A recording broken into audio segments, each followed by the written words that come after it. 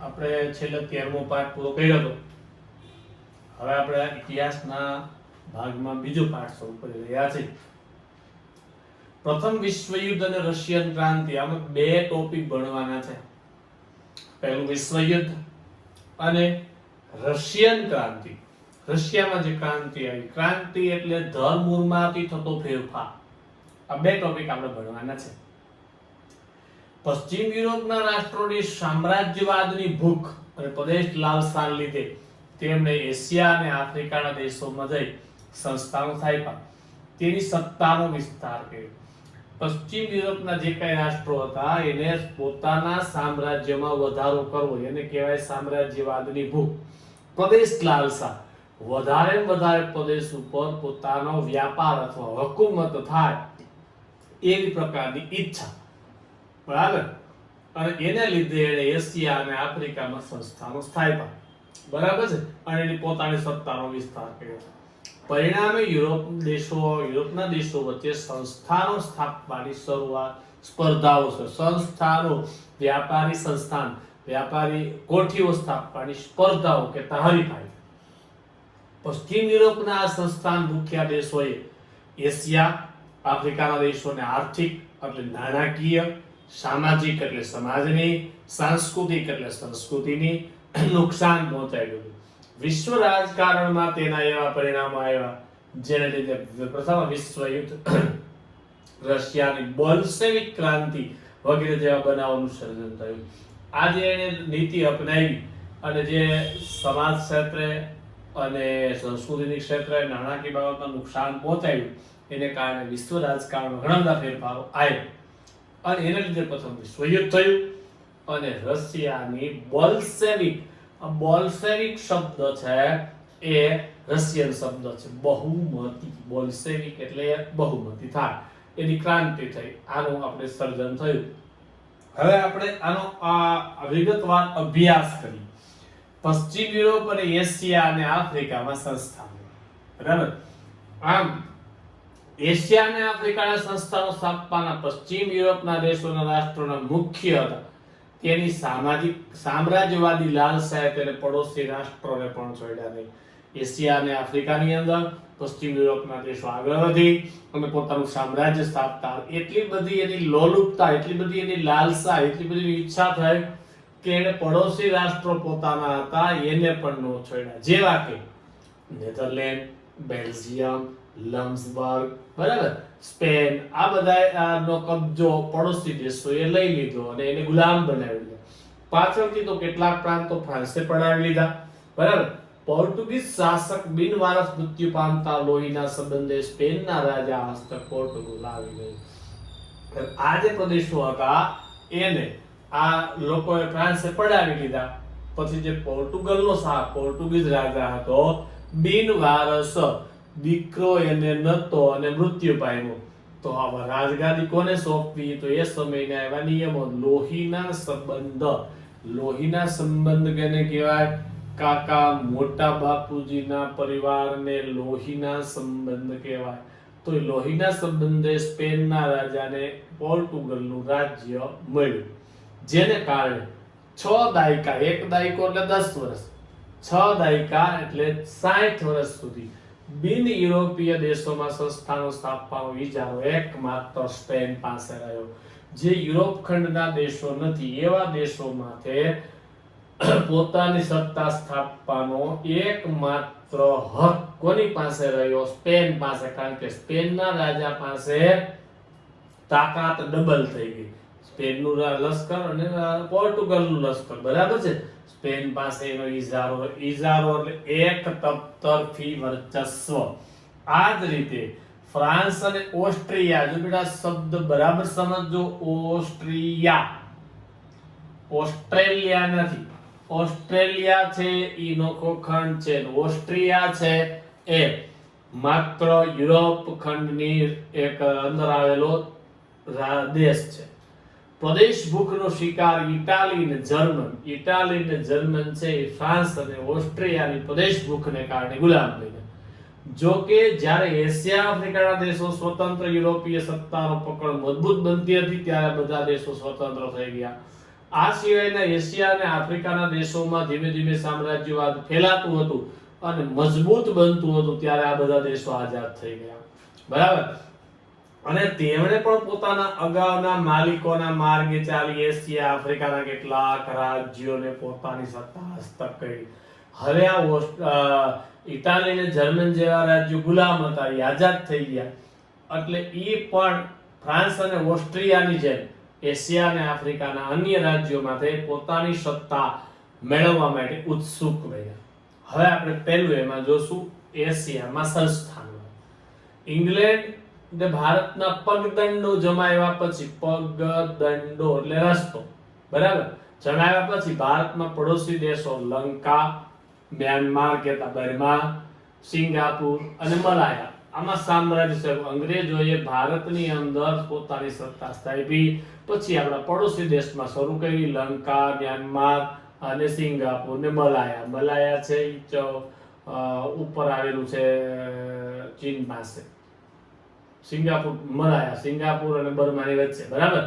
ઇંગ્લેન્ડે આગળ વધી ચીનમાં પ્રવેશ કર્યો, જ્યાં મલાયાથી ચીન નજીક થાય, એટલે ઇંગ્લેન્ડ ધીમે ધીમે ત્યાંથી ચીનમાં પ્રવેશ કર્યો. પરંતુ અફીણના વેપારને કારણે ઇંગ્લેન્ડ અને ચીન વચ્ચે યુદ્ધો થયા 1839 થી 1842. બરાબર. ઇતિહાસ એને અફીણ વિગ્રહો તરીકે જાણીતા કર્યા છે. હવે અહીંયા એ સમયે ચીનમાં સૌથી વધારે મોટો વ્યાપાર અફીણનો હતો. અફીણ છે એ દુનિયાનું ડેન્જરસ ડ્રગ્સ છે. આ જે અફીણ છે એ 3 થી 4 ફૂટનો છોડવો થાય. પેલા ફૂલ આવે, ફૂલ પછી એમાં ઝીંડવું બંધાય, ઝીંડવું ફાટે, કાલું કહેવાય, ચારે બાજુ કવળ જેવા 4 પાંખડા ખુલે. આ ચારેયમાં એક એક ક્યુબ, અવળો ક્યુબ છે, એક જાયફળના મીંજ જેવો હોય, એને અફીણ કહેવામાં આવે છે. અફીણ છે એ દુનિયાનું ડેન્જરસ ડ્રગ્સ છે, બરાબર છે. અફીણ છે એ વખતે ધીકતો ધંધો હતો. આજે પણ અફીણનો ઉપયોગ દવાઓની અંદર થાય છે. કોઈ બાળકને એક મોટાને શરદી કે ઉધરસ થાય પછી એને દવા લેવા જાય ત્યારે એને નીંદર આવે છે. નીંદર આવવાનું કારણ, જો નીંદર આવે તો જ ઉધરસ ને શરદી મટે. એના માટે એનો અફીણનો ઉપયોગ થતો હોય છે. એનો વ્યાપાર બહુ હતો. એ વ્યાપાર પોતાના પાસે લઈ લેવા માટે 1839 થી 42 સુધી યુદ્ધો થયા અને ઇતિહાસ એને અફીણ માટે થયેલા યુદ્ધને એટલે અફીણ વિગ્રહ તરીકે ઓળખે છે. આ યુદ્ધમાં ચીનનો પરાજય થવાથી બીજા 5 બંદરો વેપાર માટે મળતા ઇંગ્લેન્ડની સત્તામાં વધારો થયો.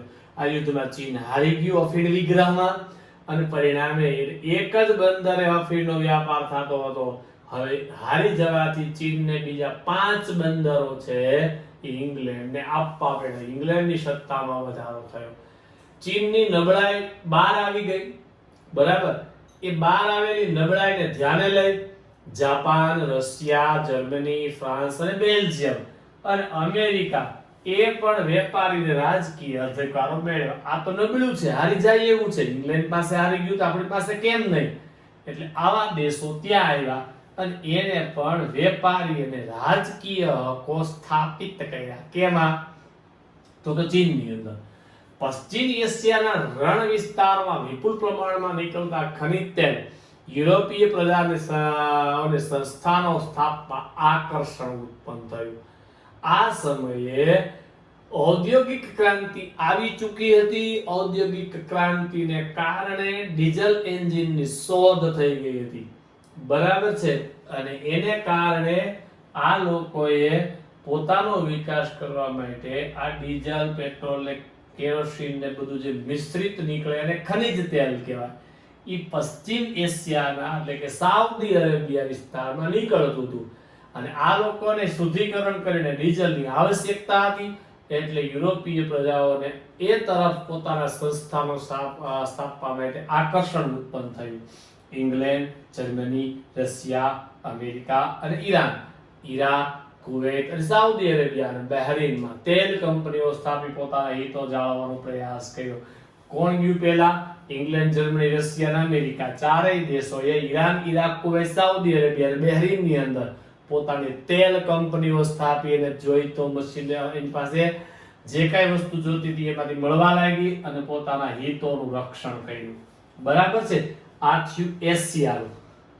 હવે આપણે આફ્રિકા તરફ આગળ વધી.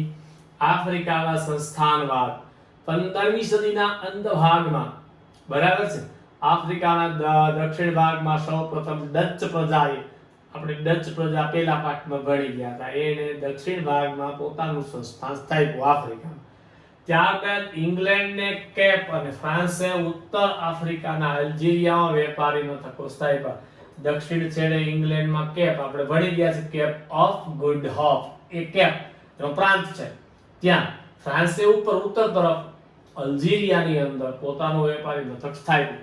ઔદ્યોગિક ક્રાંતિને કારણે કાચા માલની પ્રાપ્તિ, તૈયાર માલની વેચાણ માટે આફ્રિકાનો વિશાળ વિસ્તાર વધુ અનુકૂળ જણાતા યુરોપીય દેશોએ સંસ્થાનો સ્થાપવાની સ્પર્ધા કરી. ઔદ્યોગિક ક્રાંતિ આવી ગઈ હતી. મશીન દ્વારા ઉત્પાદન થઈ જતું હતું. હાથનું ઉત્પાદન બંધ થયું. હાથના ઉત્પાદનને બંધ થવાને કારણે મશીનનું ઉત્પાદન એક સાથે 10-20 ગણું વધારે થયું. એને કારણે એ લોકોને કાચો માલ, દાખલા તરીકે કાપડ બનાવવું હોય તો રૂની આવશ્યકતા પડે, તો કાચા માલની આવશ્યકતા ઉત્પન્ન થઈ એટલે કાચો માલ મેળવવા માટે આફ્રિકા ખૂબ જ અનુકૂળ હતું. એ સિવાય મશીનમાં તૈયાર થયેલો માલ વેચવા માટે બજારની આવશ્યકતા હતી.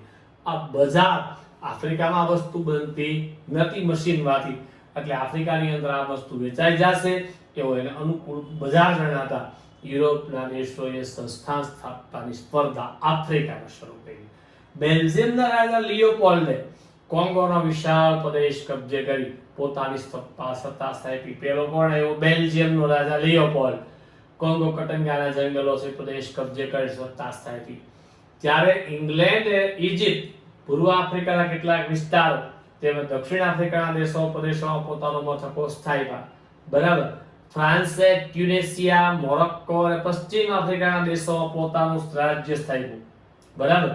જર્મનીએ પૂર્વ અને પશ્ચિમ બે બાજુ આફ્રિકાના કેટલાક પ્રદેશો સામ્રાજ્ય વિકસાવ્યું.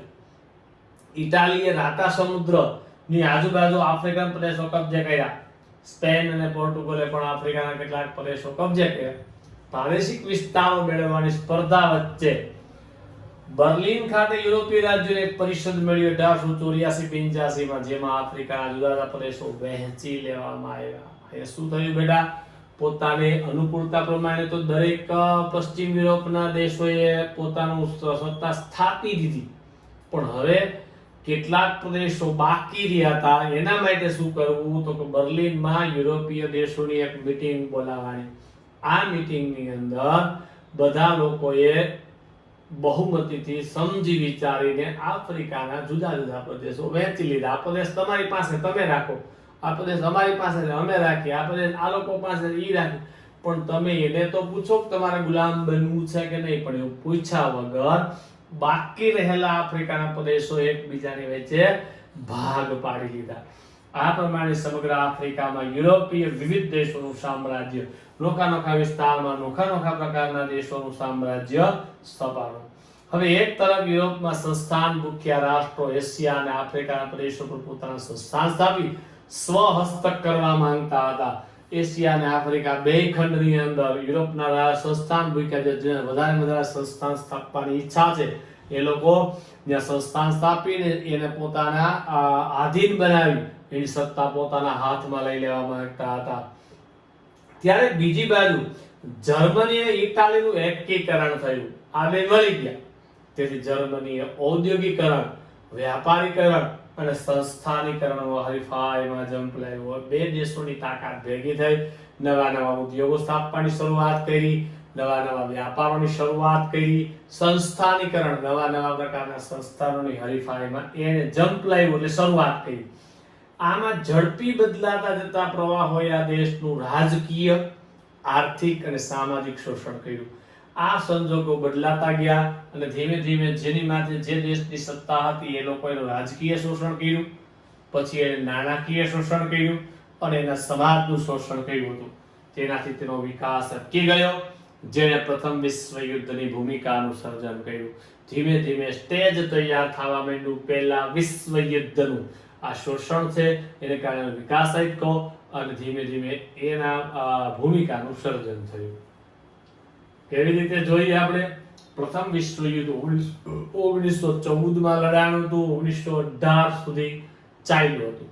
એના પરિબળો, વિશ્વ યુદ્ધ કોઈ એક કારણે થઈ શકે નહીં, ઘણા બધા પરિબળો ભેગા થાય ત્યારે વિશ્વ યુદ્ધ ખેલાય છે. બરાબર છે?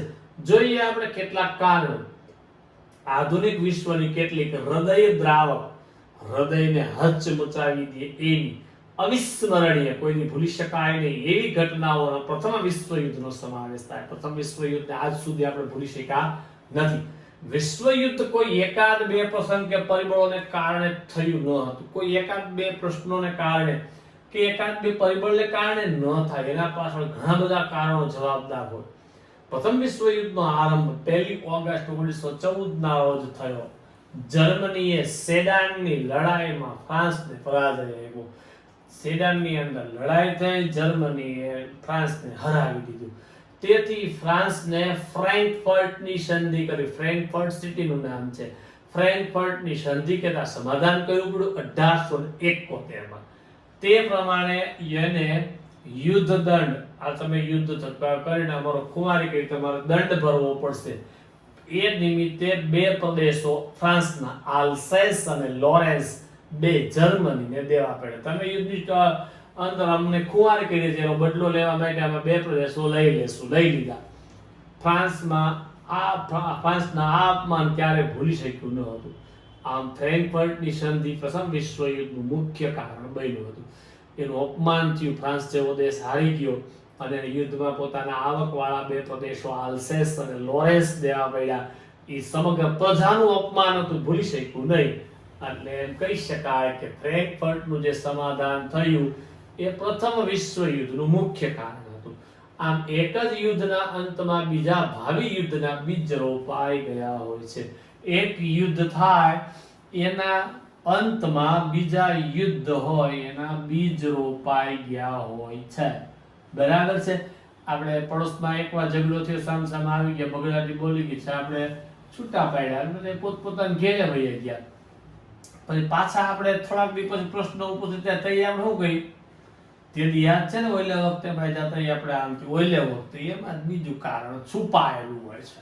બરાબર? જોઈએ આપણે એના કેટલાક પરિબળો. પેલું છે આર્થિક પરિબળ. 19મી સદીના ઇંગ્લેન્ડ અને એશિયા, આફ્રિકાના વિશાળ સામ્રાજ્ય જમાવ્યું. આપણે જોયું. બરાબર છે?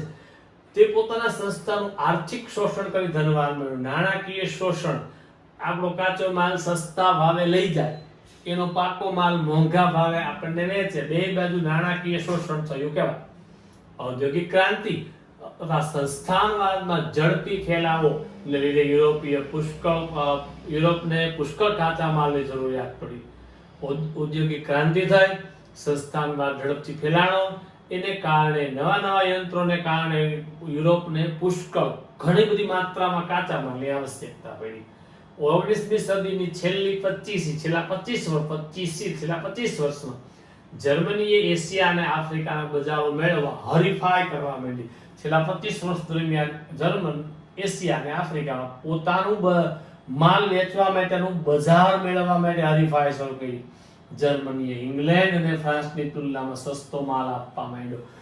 જે સંસ્થાનોમાં ઇંગ્લેન્ડ અને ફ્રાન્સ જે રૂપિયાથી માલ વેચતા હતા એના કરતા એવો જ માલ સસ્તો જર્મન વેચવા માંડ્યો.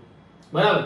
તેણે એશિયા અને આફ્રિકાના બજારોમાં એ રીતે તોડવા, ઇંગ્લેન્ડ અને ફ્રાન્સના બજારો તોડવાની શરૂઆત કરી.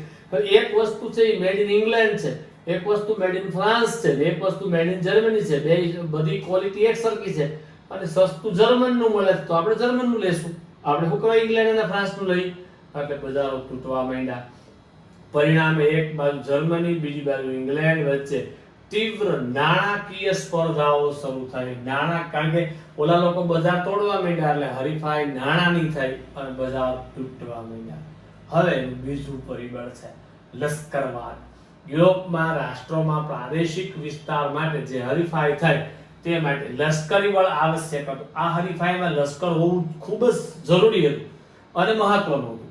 ઇંગ્લેન્ડ, ફ્રાન્સ, ઓસ્ટ્રિયા અને રશિયા વગેરે રાષ્ટ્રોએ પોતાની સૈન્ય તાકાત વધારવા માંડી, પોતાની લશ્કરની તાકાત વધારવાની શરૂઆત કરી. કોઈને ઇંગ્લેન્ડ, ફ્રાન્સ, ઓસ્ટ્રિયા અને રશિયાએ. એની સાથે જપાન, ઇટાલી, જર્મન જેવા કેટલાક રાષ્ટ્રોએ ફરજિયાત લશ્કરી તાલીમ શરૂ થઈ ગઈ. જપાન, ઇટાલી, જર્મન નાના દેશો છે બેટા. નાના દેશોએ પોતાના દેશમાં ફરજિયાત લશ્કરી તાલીમ, જે બાળક 18 વર્ષનું થાય એને ફરજિયાત લશ્કરની તાલીમ 1 વર્ષ લેવાની, એવી રીતે ફરજિયાત લશ્કરી તાલીમ શરૂ કરી. સ્વરક્ષણના બહાના, અમારું રક્ષણ કરવા માટે શસ્ત્રોનું ઉત્પાદન હોય એવું બહાનું બતાડી દરેક દેશ વધારે વધારે હથિયારો બનાવવા માંડ્યા. આમ લશ્કરવાદને ઉત્તેજન મળ્યું, લશ્કર મહત્વનું બન્યું. આર્થિક સ્પર્ધાઓમાં લશ્કરી સ્પર્ધા ઉમેરાતા યુદ્ધનું વાતાવરણ ઉગ્ર બન્યું. અત્યાર સુધી નાણાકીય હરીફાઈ હતી, હવે લશ્કરનું તત્વ ઉમેરાણું, અને લશ્કરનું તત્વ ઉમેરાતા લશ્કરમાં તો હથિયાર આવે અને યુદ્ધનું વાતાવરણ ઉગ્ર તીવ્ર બની ગયું. હવે ત્રીજું આવ્યું જૂથબંધી અને ગુપ્ત સંધિઓ. હવે જો બેટા જૂથબંધી એટલે જૂથ, આપણે આખી સોસાયટીમાં બધા સાથે રહેતા હોય, બરાબર છે, અને આપણે જાહેર ઉત્સવ મનાવતા હોય, કોઈને કાંઈ પ્રોબ્લેમ ન હોય, પણ આપણા વિસ્તારમાં 5-5, 6-6 ના ગ્રુપ બની જાય, એ ઓલા આપણે વ્યવહાર લઈ લો, એવું નથી કરવું. આપણે એની પાસે હિસાબ લઈ લો, ગુપ્ત રીતે, ખાનગી રીતે સમાધાન થઈ જાય. નોખા નોખા જૂથ આવે તો આપણે આનંદ અને ઉલ્લાસથી આપણો પ્રસંગ ઉજવી શકતા નથી. એમ અહીંયા પણ એવું બન્યું. પ્રથમ વિશ્વયુદ્ધ સર્જવા માટે જૂથબંધી અને ગુપ્ત કરારો મહત્વના ભાગ ભજવ્યો. ખાનગી રીતે કરાર કરી લઈએ, પોતાના જૂથમાં ખેંચવા માટે આવા કરારો કર્યા. પ્રથમ વિશ્વયુદ્ધ પહેલા વિશ્વના 2 જૂથોમાં વહેંચાયેલું હતું, બરાબર છે. 2 જૂથોમાં વહેંચાઈ ગયું. એક બાજુ જર્મની, ઓસ્ટ્રિયા, હંગેરી, બલ્ગેરિયા, તુર્કસ્તાન નું જૂથ, આ પહેલા નંબરનું જૂથ.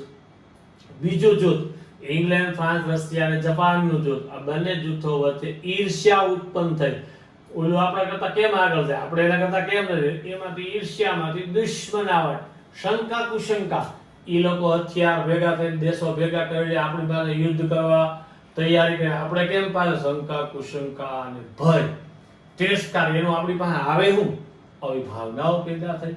આ ભાવનાઓ વિશ્વયુદ્ધનું મહત્વનું પરિબળ બની ગઈ. આ ભાવનાઓ જ્યારે આપણને કોઈ માટે શંકા કુશંકા ઉત્પન્ન થાય છે, તિરસ્કારની લાગણી ઉત્પન્ન થાય છે, તો એમાંથી યુદ્ધ જન્મે છે. યુદ્ધ જ જન્મે. દાખલા તરીકે આપણા એરિયામાં, આપણી સોસાયટી જેમાં કોઈ માણસે કાર લીધી નવી,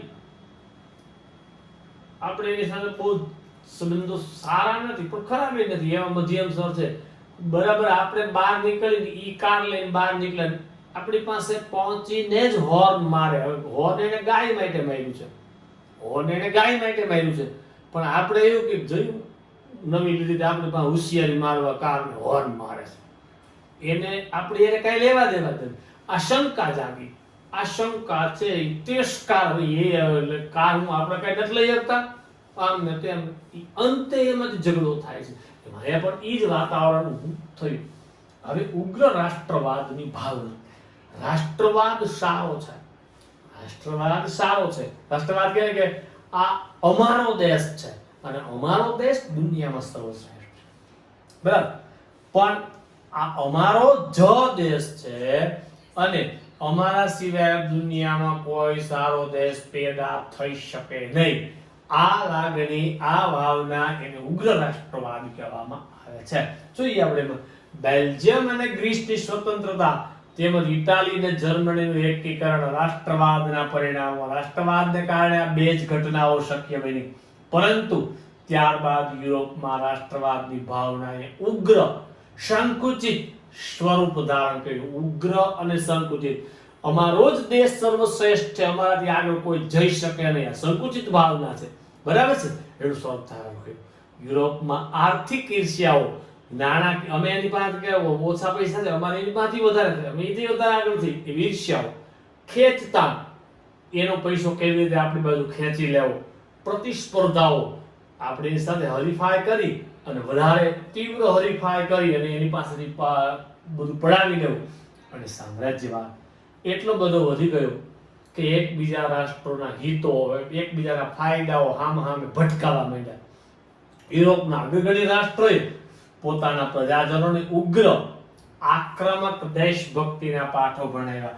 આવા જે દેશો હતા યુદ્ધો અને યુરોપની અંદર, એ લોકોએ પોતાની પબ્લિકે ઉગ્ર આક્રમક, આ દુનિયામાં સર્વશ્રેષ્ઠ પ્રજા અને દેશ આપણો જ છે, આપણા સિવાય કોઈ સર્વશ્રેષ્ઠ હોય જ ન શકે, આવી ઉગ્રતા આપી દીધી. અને દેશભક્તિના નામે ઉગ્ર અને આક્રમક દેશભક્તિ શીખવાડી. પોતાના દેશ પ્રત્યે પ્રેમ, અન્ય રાષ્ટ્ર પ્રત્યે ઘૃણાને પ્રોત્સાહન આપવામાં આવ્યું.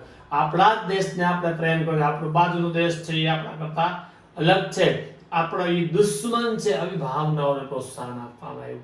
એ સમયે જર્મન સમ્રાટ કેસર વિલિયમ્સ બીજો અને ઉગ્ર રાષ્ટ્રવાદ સામ્રાજ્યવાદનો પ્રણેતા હતો.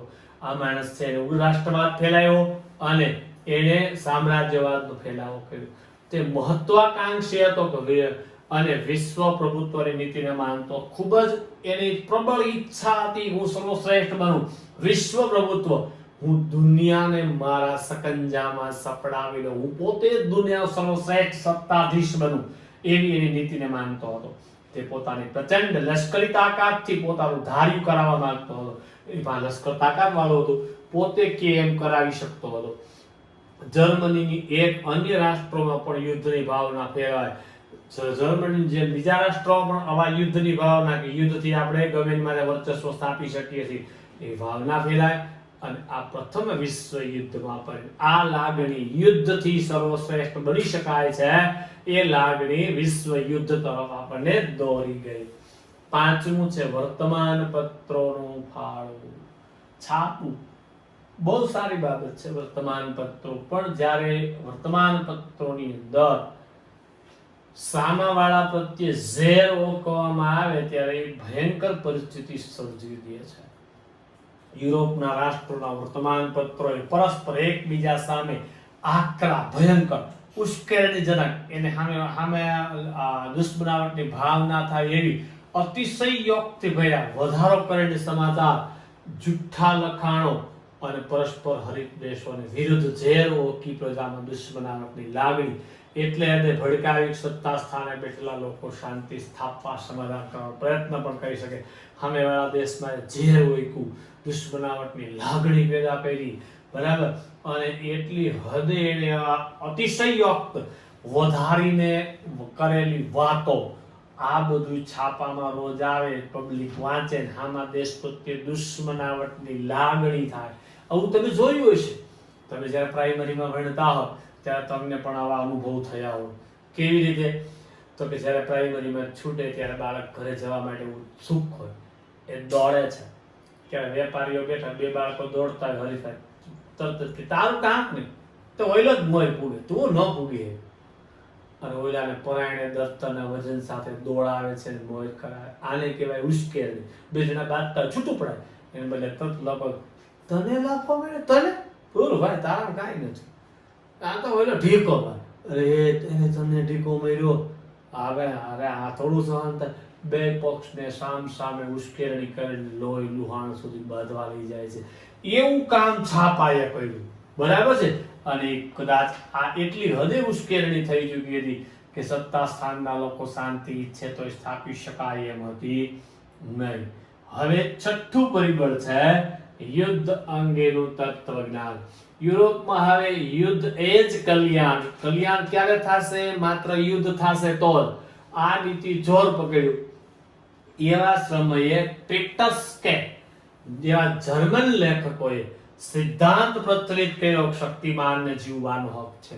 આ લેખક હતો, એને પોતાના કૃતિઓમાં લખ્યું શક્તિમાનને જીવવાનો અધિકાર છે. શક્તિમાન એવું ગુજરાતીમાં પણ એક વાક્ય છે કે વાઘ જ જંગલમાં જીવી શકે છે, શક્તિશાળી માણસ છે એ જંગલમાં રહી શકે છે.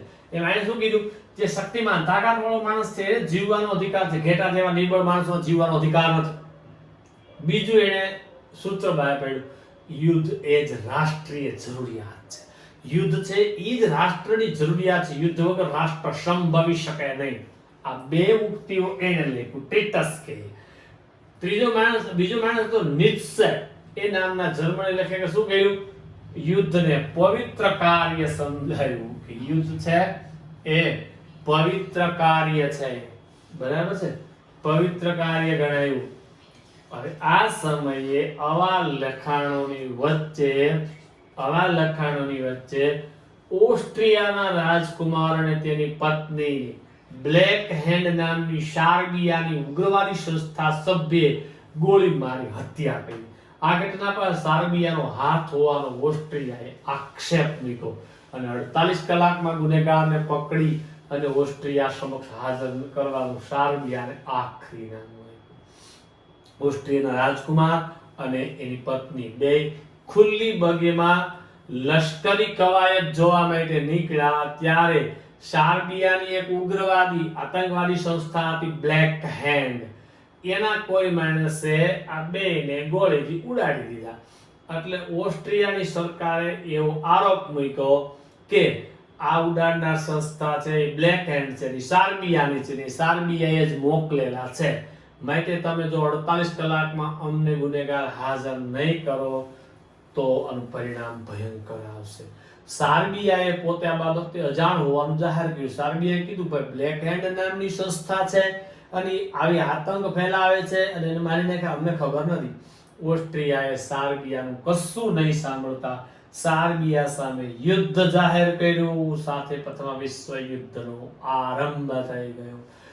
સાર્બિયાનું કેવું ઓસ્ટ્રિયા સાંભળ્યું નહીં અને સાર્બિયા માટે યુદ્ધ જાહેર થયું અને એ તરત જ પ્રથમ વિશ્વ યુદ્ધમાં વ્યાપી ગયું.